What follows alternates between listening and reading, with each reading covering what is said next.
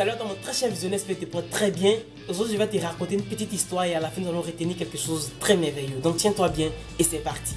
Il était une fois dans un village où régnait vraiment la paix. C'était vraiment doux dans ce village. Et les gens plantaient beaucoup les ignames. C'était les ignames qui étaient leur nourriture phare. La culture phare, c'était les ignames. Et à chaque période, à chaque saison, les gens plantaient, les villageois plantaient et récoltaient et gardaient une partie pour la semence de l'année, de la saison prochaine. Et à chaque fois c'était comme ça, chaque année c'était comme ça. Et il fut une année où il y avait vraiment une saison particulière, une saison, on va dire une saison sèche.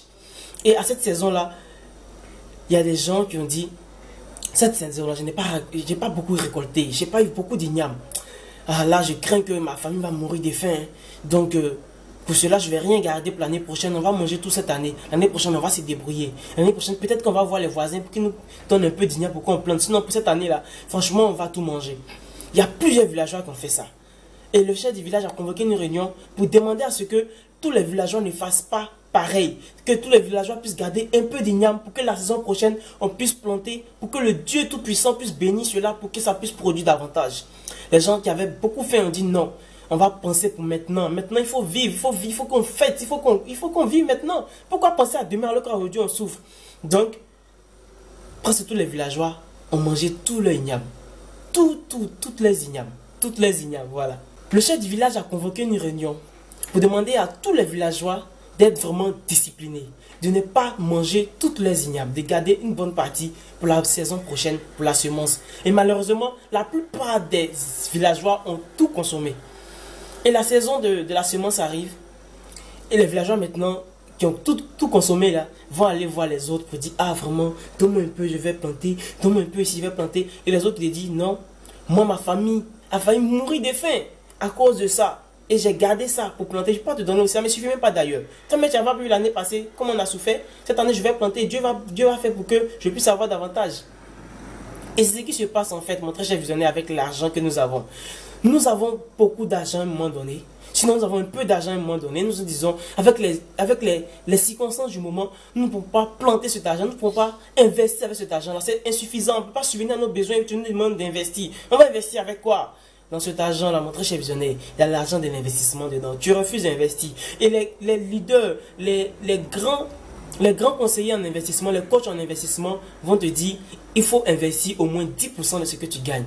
Prends 10% de tes revenus et investis quelque part. Et quelqu'un va me demander, mais quel est l'investissement le plus rentable? Quel est l'investissement que je dois faire? Oui, effectivement, parce que tu as besoin de savoir. Parce que si tu ne sais pas dans quoi investir, tu ne peux pas garder quelque chose pour investir. Donc, je vais te dire, pour investir quelque part, il ne s'agit pas de connaître le domaine le plus rentable, mais c'est de savoir quel est ton objectif de placement. Quel est l'objectif que tu te donnes en investissant? Qu'est-ce que tu veux atteindre? Qu'est-ce que tu veux avoir?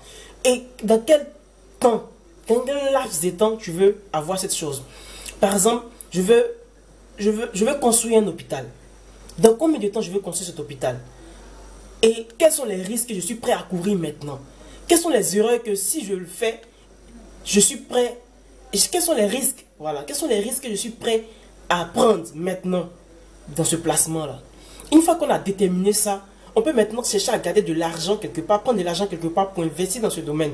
Parce qu'on sait, ou bien on peut trouver de l'argent et chercher le domaine qui colle avec cet objectif, l'objectif de placement, l'horizon de placement et déposer cet argent là-bas. Et c'est simple. Moi, j'ai connu tout cela par le biais du coach Kwao, un très grand coach en investissement, un très grand coach financier. Coach Kwao est un coach financier qui forme depuis plus de 3 ans. Et il a formé plus de 800 personnes dans le domaine de la bourse. Il a formé aussi des gens. Dernièrement, il a ouvert une lucane dans ses programmes de formation qui est fortement dédié à l'accroissement de revenus. Comment accroître ses revenus? Comment trouver d'autres sources de revenus? Comment fructifier ses revenus? En fait, tout ce qui l'intéresse, c'est comment permettre à quelqu'un de sortir définitivement de la pauvreté. Comment permettre à quelqu'un de pouvoir être riche. De riche, hein, vrai riche. Pas vos riches que vous connaissez. C'est quelqu'un de très authentique que je te conseille, mon très cher visionnaire. Cherche à le connaître et il est vraiment disposé à t'emmener là où il le faut dans le domaine financier. Je te demande tout simplement ce que tu dois faire. Tu dois le contacter. Et avant de le contacter, n'oublie pas de partager cette vidéo pour mettre à d'autres personnes de la voir. Et je te dis, tu es obligé de réussir. À très vite.